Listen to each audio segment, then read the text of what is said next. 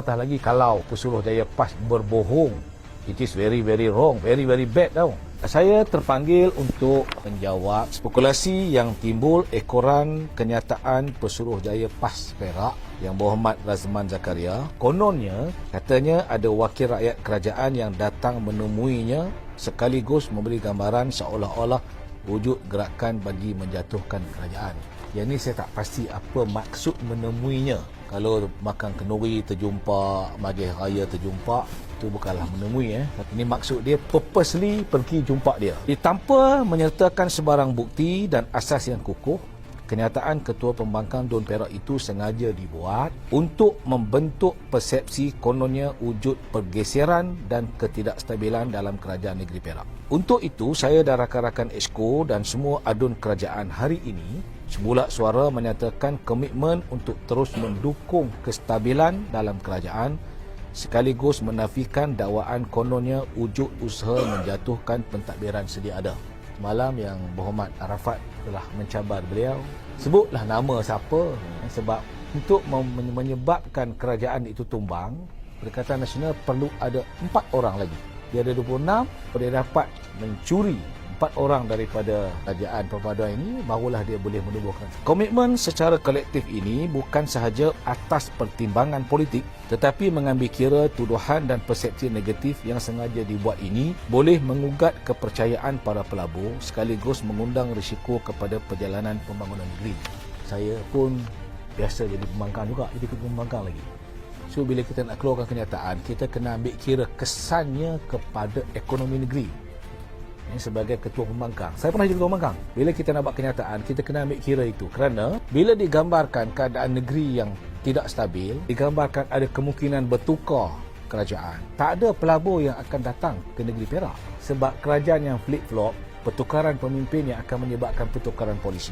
So, dia akan mengundang kebimbangan, ketidakyakinan di kalangan pelabur. Sedangkan sekarang ini, kerajaan yang ada sekarang ini, kita sedang bertungkus lumus untuk menarik seramai mungkin pelabur, membawa sebanyak mungkin pelaburan ke dalam negeri ini, dan mereka akan melabur dengan jumlah wang yang begitu besar, berbilion-bilion ringgit. Dia perlukan masa yang panjang untuk dia labur dan mendapat pulangan semula. Tapi kalau dalam 3 tahun bertukar pemimpin, 2 tahun bertukar kerajaan, itu tidak akan memberi keyakinan kepada pelabur-pelabur.